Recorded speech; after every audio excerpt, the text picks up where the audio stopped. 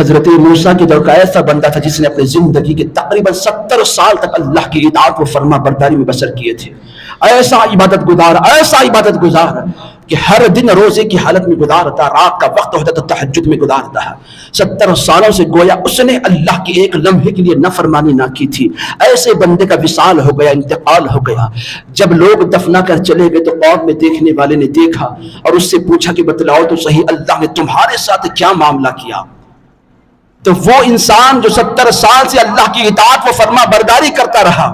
رب العالمین کی اطاعت و فرما برداری میں جس نے ایک لمحے کے لیے نافرمانی نہیں کی، جس کا ہر دن روزے کی حالت میں گزارا کرتا تھا، ہر رات تہجد کی پابندی کے ساتھ بتایا کرتا تھا، اس عبادت گزار سے بزرگوں نے پوچھا کہ رب نے کیا معاملہ کیا؟ تو بندہ کہنے لگا خدا میری عبادت سے راضی ہو گیا، مجھے اللہ تبارک و تعالیٰ نے عذاب قبر سے محفوظ کر دیا ہے، مگر افسوس اس بات پر ہے خدا نے اب بھی مجھے جنت میں جانے سے روکے رکھا ہے، جنت سے اب تک اللہ نے مجھے محروم کر رکھا ہے. تو اس بزرگ پر تعجب ہوا، 70 سال تک خدا کی عبادت کرتے رہے، اللہ کو یاد کرتے رہے، اس کی فرما برداری کرتے رہے، باوجود اس کے تم جنت سے اب بھی محروم ہو، کس عمل کی بنا پر؟ تو وہ عبادت گزار کہنے لگا در حقیقت میں بات یہ کہ ایک دن میں اپنے دوست کی دکان پر گیا تھا تو جانے انجانے میں بھول کر میں نے وہاں سے ایک چنے کا دانہ اٹھا کر اس کی مرضی کے بغیر، اس کی اجازت کے بغیر وہ کھا لیا تھا. بس وہ ایک چنے کا دانہ ہے جو میرے اور جنت کے درمیان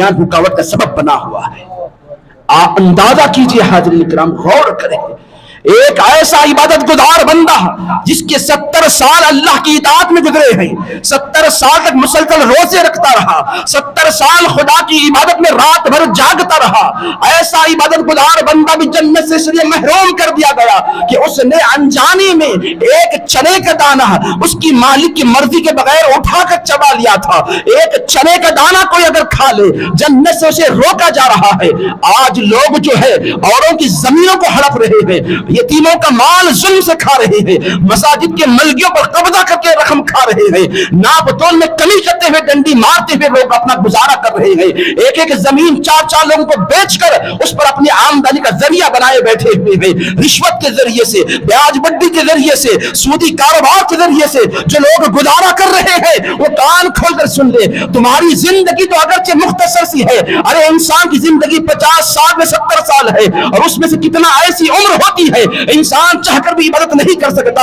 مگر بنی اسرائیل کے دور کا وہ عبادت گزار بندہ جس نے زندگی کے 70 سال رب کی اطاعت میں گزارا ہے، فرما برداری میں گزارا ہے، مگر اللہ تبارک و تعالیٰ نے ایک چنے کا دانہ ناحق کھانے پر خدا نے اسے جنت سے محروم کر دیا. تو آج جو لوگوں کا مال کھا رہے ہیں، بھلا کس نیت کے تحت، کس ارادے کے تحت وہ یہ گمان کر رہے ہیں؟ اللہ تبارک و تعالیٰ ہمیں معاف فرمائے گا، خدا ہمیں جنت میں داخلہ عطا فرمائے گا. ہرگز نہیں، ہرگز نہیں. اگر ایک مال، ایک روپیہ بھی تم نے کسی کا ناحق کھایا ہے، کسی کا مال تم نے دبایا ہے، کسی کی 1 انچ کی زمین کو اگر تم نے قبضہ کیا ہے، مکان بناتے وقت، زمین خریداری کرتے وقت اوروں کی زمین پر اگر 1 فٹ بھی تم نے قبضہ کر لیا ہے تو یاد رکھ لینا یہ 1 فٹ زمین یا 1 روپیہ یا 1 دینار یا 1 سکہ اگر تم نے ناحق کمایا ہے، دبایا ہے، کسی کا حق چھینا ہے تو تم جنت سے محروم کر دیے جاؤ گے، اور تمہارا یہی ایک عمل تمہارے لیے